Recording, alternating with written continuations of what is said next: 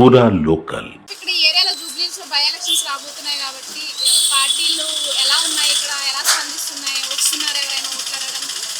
వస్తున్నారు కానీ ఇక్కడ అందరూ బీఆర్ఎస్ తప్ప ఎవరు గెలవలేరు ఇక్కడ ఖచ్చితంగా.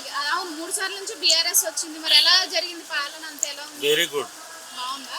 మా కార్పొరేటర్ కూడా ప్రతి విషయంలో అలట్టుకుంటాడు, మంచిగా నడుస్తాడు. బాగా చేసావారా గోపీనాథ్ గారు? మరి చాలా బాగా చేశారు. మరి ఇప్పుడు ఆయన లేరు, ఎవరికి వేద్దాం అనుకుంటున్నారు నెక్స్ట్? బీఆర్ఎస్ నుంచి ఎవరు నించున్నా వాళ్ళకే ఇస్తున్నాం.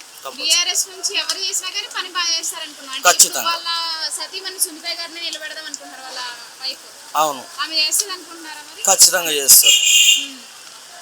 కాంగ్రెస్ పాలన ఎలా ఉంది ఇప్పుడు ప్రభుత్వం? కాంగ్రెస్ అంత లైట్. ఇప్పుడు చూస్తున్న జనాలు బట్టి ఇంకా మనకి కరెంట్లు తీయడాలు ఎక్కువ అయిపోయినాయి. ఏమైనా అందాయా పథకాలు ప్రభుత్వం నుంచి?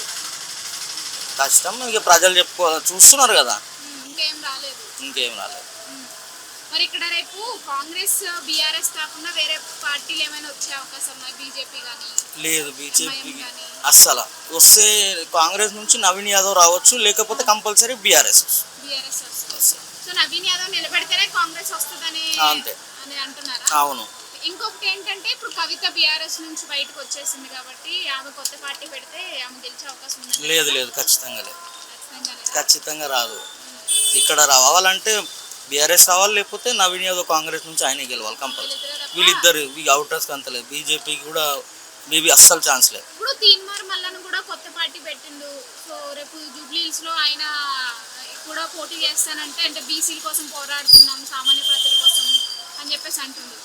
ఆయనకి ఏమైనా ఛాన్సెస్ ఇస్తారా ప్రజలు? ఇక్కడ బీఆర్ఎస్ తప్ప ఏది ఉండదు, మొత్తం కేటీఆర్ ఉంటుంది ఎప్పుడు కనుక. గోపీనాథ్ గారిదే బాగుంటుంది. ఆయన ఇంతకుముందు టీడీపీ నుంచి గెలిచినాడు, ఇప్పుడు బీఆర్ఎస్లో కంటిన్యూ గెలుస్తున్నాడు. ఆయననే ఉంటాడు కంపల్సరీ, లేకపోతే వాళ్ళ వైఫ్ గారు వాళ్ళు గెలుస్తారు.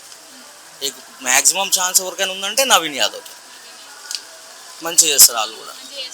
ఆయన పార్టీలో లేకపోయినా కంపల్సరీ అన్నిటికీ అటెండ్ అవుతాడు ఆయన. మరి అంటే ఇప్పుడు కాంగ్రెస్ లో 2-3 లైన్ లో ఉన్నారు అనమాట, ఎవరికి ఇవ్వాలా టికెట్ అని చెప్పేసి చాలా ఆలోచిస్తున్నారు. నవీన్ యాదవ్కి ఇచ్చే ఛాన్స్ ఉందంటారా? ఇచ్చేసినారు అన్నారు కదా, యాక్చువల్గా ఇస్తారు కూడా. ఇంకా క్లారిటీ అచ్చా, ఒకవేళ ఇస్తే ఆయననే కంపల్సరీ ఛాన్స్ వాళ్ళ కాంగ్రెస్ నుంచి.